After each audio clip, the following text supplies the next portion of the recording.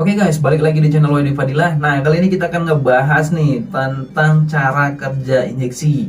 Nah, kita akan kupas tuntas nih tentang injeksi. Oke, nah sebelum ke injeksi, kita flashback dulu ya ke zaman yang dulu masih pakai karburator. Nah, sebenarnya apa sih perbedaan antara karburator dengan si injeksi ini gitu loh. Nah, dulu zaman karburator semuanya diatur secara manual. Ya, intinya sih perbedaannya dari kalau karburator itu untuk pengaturan angin dan bahan bakar yang masuk ke ruang mesin itu diatur secara manual. Itu kita masih pakai obeng ya, pakai obeng. Kita aturlah secara manual. Nah, perbedaannya dengan injeksi apa? Nah, yang disebut dengan injeksi itu apa? Oke. Nah, injeksi itu simpelnya gini ya. Injeksi itu seperti sistem jarum ya, namanya injek ya, injeksi ya, ibaratkan kayak jarum yang disemprotkan. Jadi bahan bakar ini disemprotkan gitu loh, bedanya itu aja sih. Jadi bahan bakarnya ini disemprotkan dengan cara jarum injeksi tadi gitu. Jadi bahan bakarnya itu juga tersemprot dengan merata, intinya sih gitu. Nah, perbedaannya apa dengan karburator gitu loh.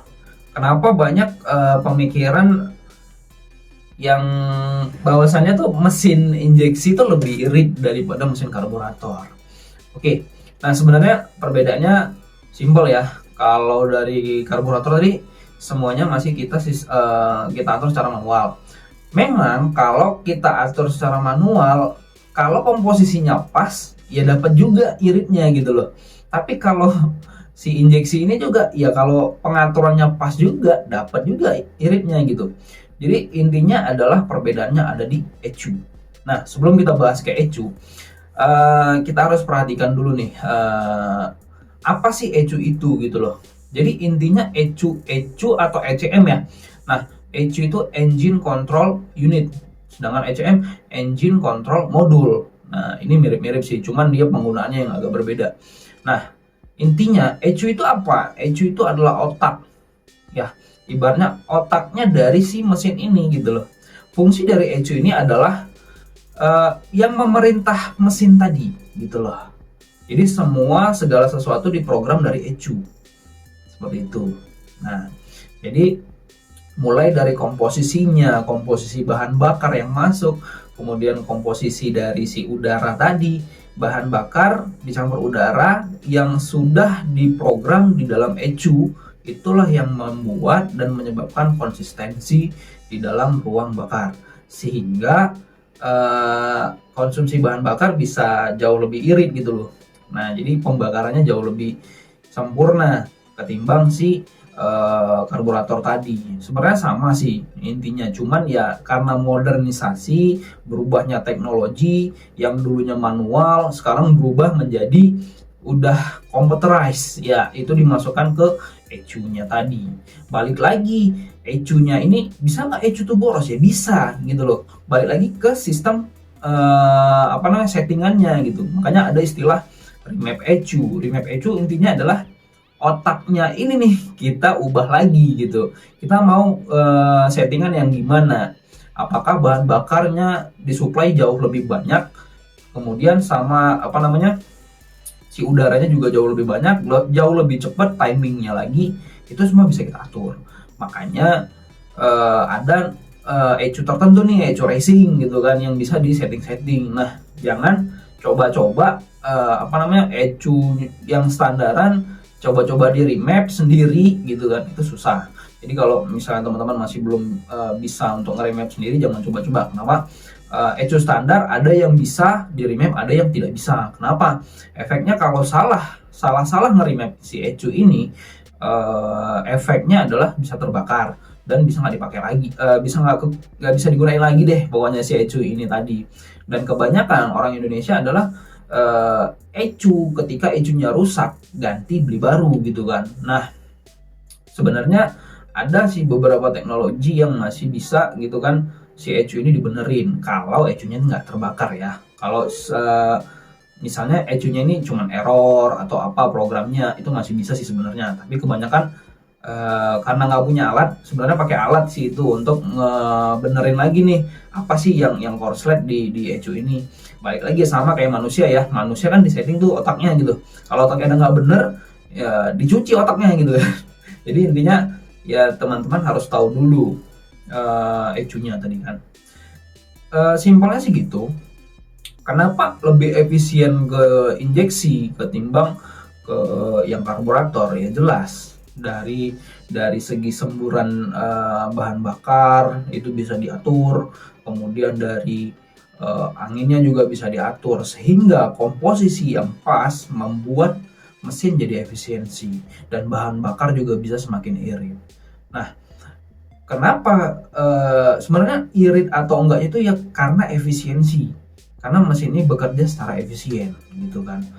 Di karburator lebih kurang seefisiensi dari si injeksi tadi. Cuman balik lagi ya ke pengaturannya tadi. Kalau misalnya pengaturan kita lebih bagus, lebih setelannya pas, ya silakan, monggo bisa lebih karburator lebih bagus ketimbang injeksi. Tapi ya injeksi lebih mudah lah untuk diatur, apalagi standarnya udah ada, tinggal input di data di ECU-nya udah selesai gitu loh.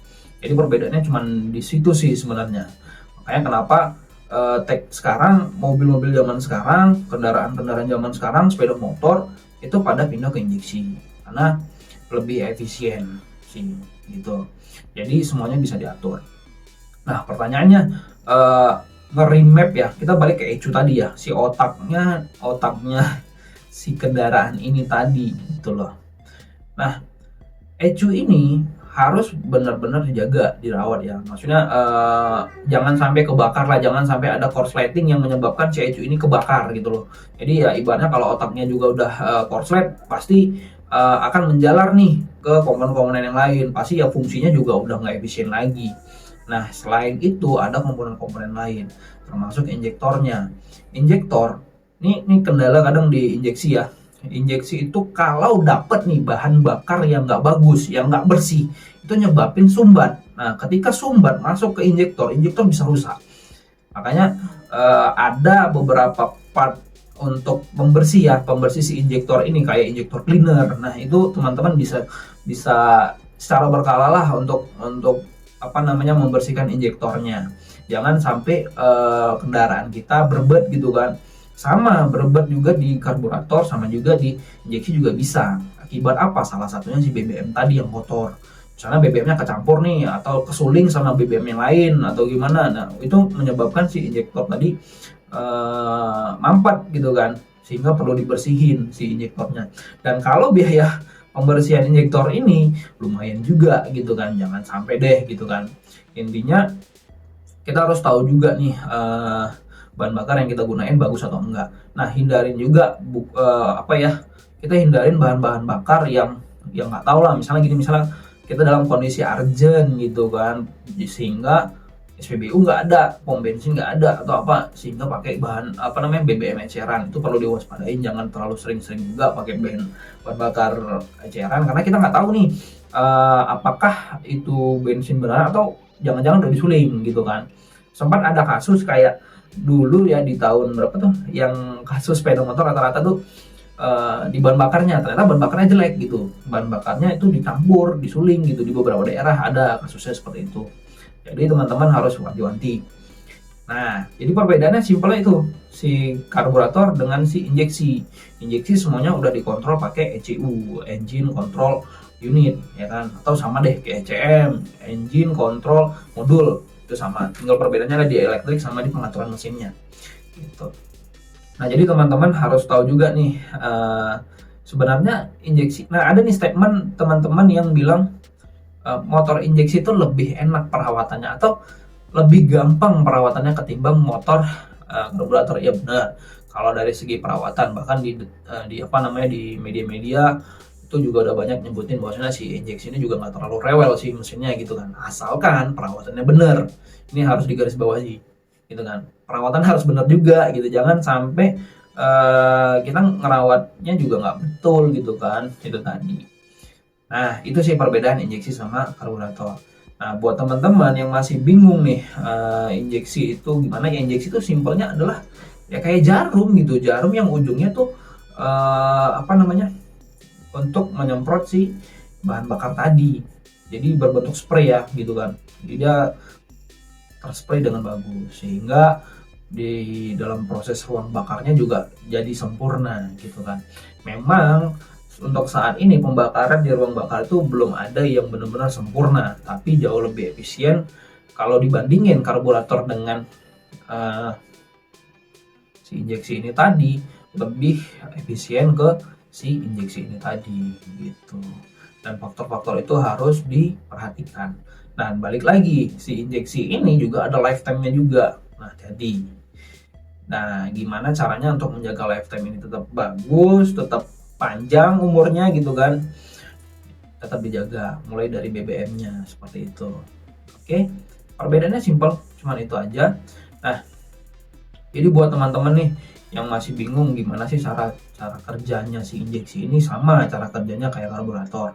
Yang pada intinya adalah yang di karburator kan dimasukin bahan bakarnya tinggal masuk tuh dari si karburatornya gitu kan. Nah, kalau di injeksi disemprot pakai si injeksi itu tadi gitu. Jadi bahan bakarnya disemprot berbentuk spray gitu kan. Jadi lebih efisien ketika masuk ke ruang mesin. Jadi apa namanya, proses pembakarannya jauh lebih efisien jika dibandingin dengan karburator gitu. Makanya kenapa teknologi sekarang tuh makin canggih-canggih, ada injeksi yang lebih efisien ya sebenarnya ke situ. Dan ada banyak lagi sebenarnya kelebihan-kelebihan dari si injeksi ini tadi. Bukan berarti artinya gini, irit dari injeksi itu bukan berarti dia nggak bisa kenceng gitu. Justru ketika dia di program untuk kenceng, injeksi jauh lebih efisien. Kenapa? Karena pengaturannya jauh lebih bagus gitu. Tapi di Indonesia belum banyak. Nah, makanya kenapa orang banyak yang lebih memilih nge-remap si ECU-nya gitu loh. Nge-remap si ECU artinya ya otaknya itu tadi di setting ulang gitu loh. Di setting ulang, di program ulang, porsi bahan bakarnya mau seberapa, timingnya seberapa, kemudian si udaranya tadi diatur sedemikian rupa sehingga dapat di titik maksimumnya gitu. Makanya kenapa ketika kita udah nge-remap ECU jadinya lebih jos gitu kan, tarikannya jadi lebih enak, sebenarnya pengaturannya lebih ke situ gitu loh. Dan penting juga sih kita harus tahu juga kondisi ECU kita gitu. Jadi lebih ke efisiensi dari si ECU tadi gitu. Balik lagi sih ujung-ujungnya ke otaknya tadi. Kalau pengaturannya pas ya oke jadinya. Tapi kalau pengaturannya nggak pas ya balik lagi. Gak enak juga ya. Bukan berarti injeksi itu nggak bisa berobat, justru bisa. Kalau misalnya pengaturannya justru salah gitu kan, nggak bener gitu pengaturannya. Yang harusnya masuk sama-sama bersamaan, komposisinya sama, toh terakhir karena di setting yang masuk juga campurannya nggak pas gitu kan, ya ujung-ujungnya apa, berbeda juga, nggak, justru ujuk-ujuk nggak bagus jadinya gitu kan. Makanya resiko remap itu gede ya, resikonya sangat-sangat besar. Kenapa? Ya salah-salah remap si ECU-nya rusak gitu kan. Nah, ujung-ujungnya apa? Ujung-ujungnya beli ECU baru, sementara harga ECU itu ya lumayan. Ya bayangin aja otaknya si mesin tadi kita beli lagi gitu kan. Ya teman-teman bisa cek lah di pasaran tuh angkanya berapa, untuk sepeda motor aja udah lumayan kan, hampir sejutaan ke atas. Nah, dan kebanyakan orang Indonesia atau bengkel-bengkel kita nih saat ini masih banyak yang kalau ECU rusak ya udah ganti baru, belum ada, maksudnya masih sedikit lah yang masih mengembangkan ECU itu diperbaiki. Nah, kenapa? Memang ada alatnya untuk perbaiki, cuman nggak semua orang sih yang paham soal itu. Kebanyakan sih bengkel-bengkel kan ambil simpelnya ya, rusak ini ganti gitu loh, ambil spare part baru ganti gitu, dan selesai masalah. Jadi bongkar pasang selesai. Tapi untuk ngebongkar si ECU ini tadi belum ada yang belum banyak lah yang tahu caranya. Jadi intinya adalah injeksi itu seperti itu teman-teman. Nah, beda sama karburator. Kenapa injeksi lebih efisien, kenapa injeksi lebih irit, yaitu penyebabnya karena efisiensi dari proses dari pembakaran tadi. Itu sih, lebih ke situ intinya. Jadi sama aja sih teman-teman, ya perawatannya sama. Tapi yang paling penting untuk sistem injeksi ini teman-teman harus perhatiin di bahan bakarnya. Jangan sampai merusak si injektor tadi, dan teman-teman bakal keluar uang banyak ketika injektornya sudah kena. Apalagi kalau kayak mobil-mobil yang udah injeksi gitu kan, berharap ganti BBM yang lebih murah biar supaya irit pengeluaran, ternyata justru merusak si injektor itu tadi. Jangan sampai itu terjadi.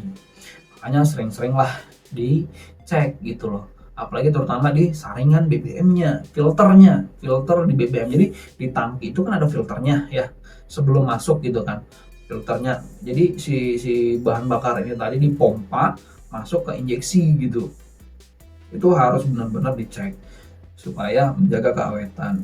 Nah, ada banyak juga tuh barang-barang atau spare part ya untuk injektor cleaner, ada yang berbentuk cairan gitu kan, itu dimasukin ke bahan bakar biar supaya alirannya lebih bagus, lebih homogen dan lain-lain. Itu banyak sih di pasaran, cuman hati-hati.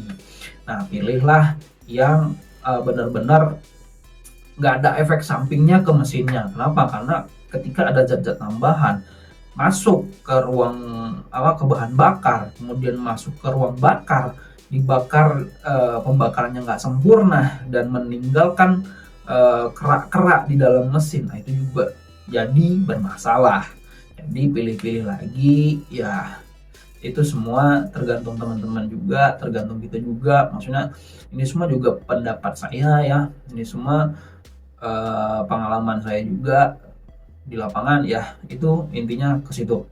Jadi teman-teman tinggal balik lagi ke teman-teman, pilihan dari teman-teman yang penting tahu caranya gimana dan cara ngebedainnya gimana. Oke, mungkin sekian dulu dari saya. Jika teman-teman ada yang mau bertanya, silakan tanya di kolom komentar. Jangan lupa untuk like video-video di channel Wahidi Fadila ini, dan jangan lupa juga subscribe dan tekan tombol loncengnya. Oke, sekian dulu dari saya.